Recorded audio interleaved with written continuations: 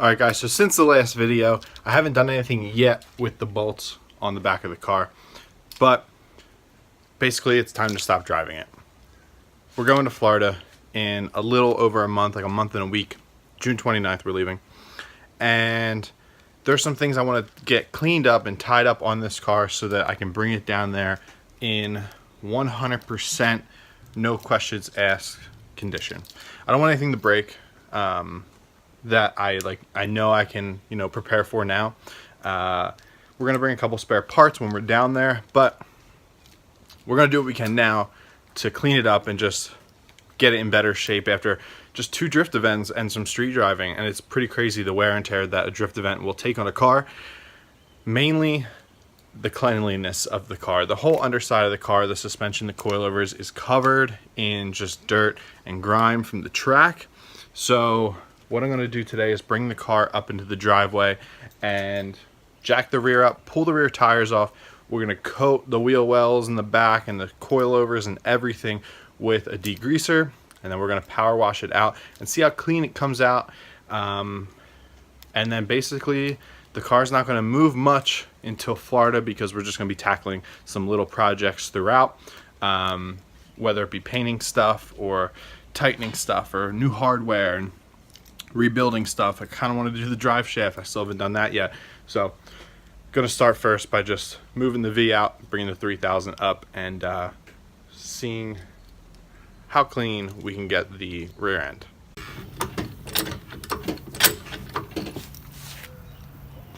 Rosie. Alright, this will give you guys a good view of what I want to clean up. There's just like caked up dirt on the brakes. My coilovers are looking nasty. It's just dirt all over the place. You would never think that this was a car that I never drove in the rain, just by how dirty it is from the track. So we're gonna get all this cleaned out and freshened up. Probably hit these joints with some more grease, and we should be in good shape.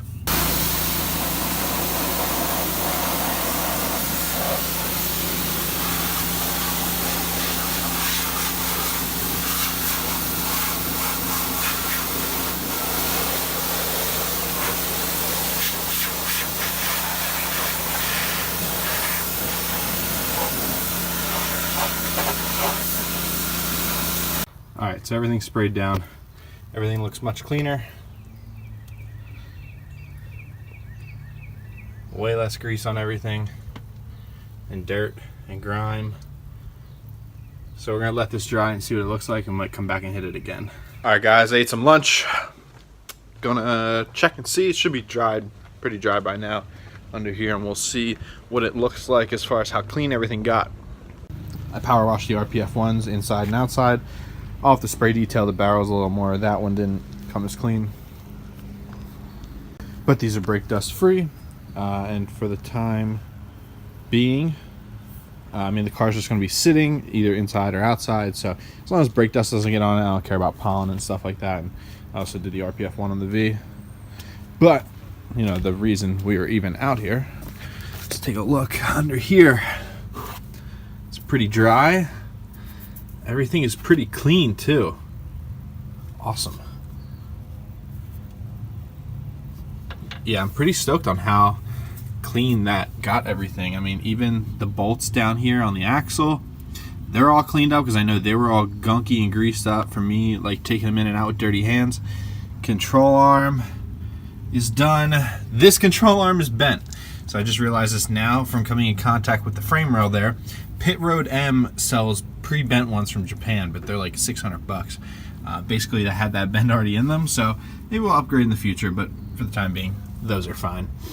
We'll pump some fresh grease in there, also before Florida. Coilover is minty. Minty clean. Everything looks good under here. Much cleaner. Same result. Everything looks a lot cleaner. We will re-undercoat all that stuff there. Brake calipers, super clean. All the hardware there is clean too. It's pretty cool to see how well that degreaser worked. Look down here. Bolts down there, clean. Coilover's clean. Everything looks good. Alright, really happy that that worked out as well as I hoped it would. Everything's clean now. It looks good. I think I'm going to do the front now. I don't really have anything else I can do. My plans for the rear end is going to be to pull the drive shaft, to replace the carrier bearing on that, and then to one by one take all the bolts out of the rear diff mounts, Loctite all of them, put them back in, and then order those Nord lock washers that a couple guys on some of the other Facebook pages had suggested that I buy. And the Nord lock washers will help prevent those axle bolts coming loose. So I think a combination of the Nord lock washers and a heavier grade Loctite. I was using red Loctite, but like the over-the-counter red Loctite. I'm going to order some of the industrial red Loctite, which I think is a little bit stronger. We're going to use that, and then keep our fingers crossed that it all holds and everything stops loosening up. But basically now what I'm going to do is do the same to the rear, to the front, get everything sprayed and as clean as I possibly can with the help of the degreaser. Alright, so the XXRs are off. We're going to clean those up inside, outside as well. Let's look at the before here. So this is the driver's side fender well. Not too bad. Doesn't look too bad in here. That area there and that area there was from my tie rod broke at the track, and it snapped full lock both ways. It just rubbed. And so we're gonna recover that once everything's clean. But the coilover is not too bad. Not too bad at all. Got some stuff up on here on the brake line that will get cleaned up. The brake caliper itself, but the biggest area is down in here. The control arm, that's an OEM control arm. That is the only OEM suspension component that is original to this car. So that control arm, there's some crud down in there that I want to blow out, and around the subframe there, and mainly that area because I had a power steering line blow out on me at one point, and that is the residual of that. So we'll get it all cleaned up, and these guys are another thing I want to replace before Florida. End links. I gotta start making a list of all this stuff. But yeah, so let's check out the other side. On this side, not too bad. If we look up here, if you guys remember from one of my older videos, I made a little fender liner out of aluminum. It seems to be holding up pretty well. Almost punctured there on the seam. But yeah, I mean, it's holding up good. It's protecting that engine harness that sits right up there above it. It's been about a year since I put that on, so looks good to me. I'm gonna try and touch up like the undercoating under here once this is all cleaned. I didn't realize so much was exposed. I think there was a piece of plastic in there. I don't really know where it went. Either way, trans is a little dirty. Same thing though, we got some crud around here, axle grease that I'm gonna try and blow out. Coilover is not too dirty, but yeah, same thing, brake. So we're gonna spray and fire up that guy again and get this thing all cleaned up. Soaking right now, you can kind of see it there, soaking down. That's going to be the area that we're going to see hopefully come the cleanest. But now it's time to fire up the power washer and see what we can do. Right after the first round up front, not looking too bad. Things are cleaned up. Down in here, we got a lot of the gunk out down low. I just hit it with another shot. We're going to let it sit again. We got a lot of this stuff off the control arm, but we're going to let it sit a little bit longer and see if we can get some more of that gunk that's left there broken up if I let it sit a little longer. So this side is this tie rod that we replaced, and let me show you the passenger side. I found something else. So while I was spraying down the passenger side with the degreaser, I found out that this tie rod end, or this inner tie rod, is bent as well. So this was ready to break at the same as well. I mean, I didn't, thankfully, but yeah, interesting. So this is all sprayed down. We're letting that sit as well. I guess now that I discovered another tie rod is bent, just the other one from the, my guess is from the same drift event, because on the street they're fine. But drifting when you're at the track surface at Englishtown isn't perfect, so a lot of abuse. I have another tie rod idea that I was going to hold off on and just stick with these tie rods. I know I never mentioned what tie rods they are. They're actually FD RX7 tie rods. The RX7 tie rods are thinner than the 3000 GT OEM tie rods. They're an M12 outside thread pitch, but they share the same inner thread pitch. That was the hardest part. But they're an M12 thread pitch. They're an inch shorter than the factory tie rods, so running the spacers, they worked. They allowed me to set the toe properly. But them being a thinner tie rod, I guess with the weight, 60% of the car's weight in the front, it couldn't hang up to, you know, the abuse of the track. So those guys out of the question. So I figured I'd share you guys what they were, because I was holding off on telling you guys because I wasn't sure if I was going to start kitting them together and selling them as angle kits for 3000s. But that's something down the line that we're also still working on. I have another tie rod that will work, that is the same thickness as the 3000 GT tie rod, which I didn't think would be an issue, but now we know. That's the whole reason why I test these things. So same thickness as the 3000 GT tie rod. It is shorter than the factory tie rod, so running the spacer will work. And I don't know if I'm going to run a factory 3000 GT outer or if I'm going to get a Heim joint with a bump steer correct. The car doesn't have really bad bump steer to begin with anyways, being at this height. So I might just run some OEM 3000 GT tie rods, and then that whole kit should work. So yeah, I guess I'll order those up today, knowing that this one's bent. And yeah, let's spray this thing down again and see what happens. Let's take a look in there. Not too bad. It could be better. We'll have to get in there with a brush and agitate it, but for now, that'll do the trick. I basically wanted to clean up the brakes because they were getting kind of cruddy, and my main focus was the coilovers, keep them fresh so they don't get too gunked up like the ones in the V are currently. But yeah, so this will all be fixed, and then everything else looks good. This side came out great as well. Everything looking good, coilovers looking clean, big area we got to patch up. My fender liner still holding.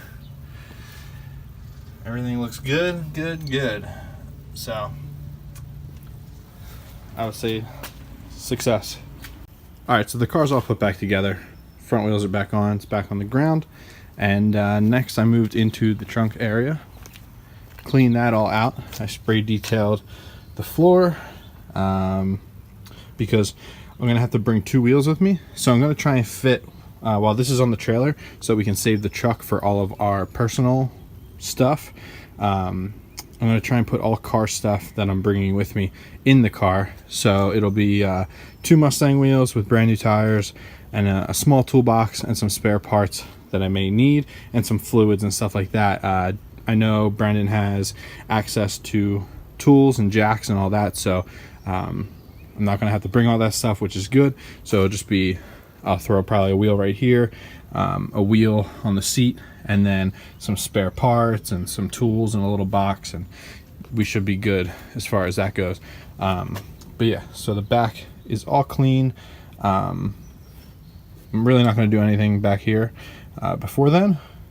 So yeah, I lubricated the pillow ball mounts, or the top mounts on the coilovers a little bit, because me spraying had some water got up in them, so I lubricated those. So next up on the list was going to be changing my coolant. I had water with water wetter and a splash, just a splash of antifreeze in the motor to hold me over through the winter, because the car was held in, like, stored in the garage 90% of the winter. So when I say a splash, I mean like a couple drops, mainly in the overflow tank, just so that didn't freeze, but I kept the motor basically water and water wetter. So I'm gonna flush all that out. I have an antifreeze flush, like a whatever brand, like the Prestone brand or whatever it is, antifreeze flush that's running through the motor right now. while we wait for it to get up to temp. There's still some rust and stuff inside of the engine from when it sat for so long, and I only like ran water through it. I never ran like a flushing agent through it. So right now I have a flush going through. I'm gonna let it get up to temp, let it sit at temp for about 10 minutes, and then drain the whole system. And I'm pretty much just gonna leave it drained because I need to go out and buy some distilled water, and my water wetter should be here on Monday from work. So Monday afternoon we'll get it filled back up and bleed the whole system out. I'm also going to see, I've had this laying around. It's a little drain valve. My drain had a rubber gasket on it, like a little rubber O-ring that went around just a plastic plug that came with the CX Racing radiator. I've had this one sitting on my shelf for years, probably like 12 years now, brand new in the box for my old truck. We were going to put it on. It's a 1/4 inch MPT fitting, and it has this little drain that you could like spin it in, and when you spin it in, it actually opens up the valve, which will allow you to, let's see, it will allow you to drain it through here, and it makes for a cleaner drain, and it's not a plastic plug with that little rubber seal. So I would Teflon tape the main fitting, and basically what I'm going to do is when I pull the plug to drain the system, I'm going to see if it's the same thread pitch in my rad that this is, and it'd be great if I could actually use this. Alright, so we're at 188 degrees. The thermostat should be opening very soon, and once the level goes down, then the system will have the flush running completely through it. I don't think it has opened yet. I actually forgot, I'm going to put the OEM fans back on the car.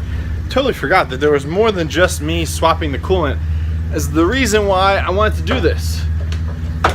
I want to put the OEM fans back on, excuse me, when I open this attic. It's actually kind of weird. One of my first videos was me going up into the attic in the opening, but I want to put the OEM fans back on because they push a lot more air than the Mishi fans, and the hottest we've seen so far is like 80 degrees, and the Mishi fans were kind of struggling to keep up. So we're going back to the reliable OEM fans. So this guy, it's the smaller one, the passenger side fan, and this guy is the big factory fan. This thing pushes a lot of air, and I'm just kind of trying to anticipate the fact that in Florida it's going to be hot, it's going to be humid, the car is going to be struggling to stay cool with the Mishimoto fans, especially if it struggles up here. So they might not be the prettiest things. I'm going to clean them up, maybe paint the shrouds black, but you gotta do what you gotta do, and we gotta keep this car safe. I bought those Mishi fans because they look nice. They look a lot nicer than these, but that was when I was in the whole show car mood. And now that I'm tracking the car and it's becoming more of a purpose-built car, I have no problem going back to the old fans. All right, guys, so the rad is now fully drained. Monday night, we're gonna get back to working on it. Probably pull the rad, get the fans, get the shroud pulled off, and the stock fans back on. So right now, to finish my day off here, a little bit of time that I have left, I'm going to clean up the stock fans and make them look as nice as I possibly can. And then I will see you guys next time. Thanks for watching.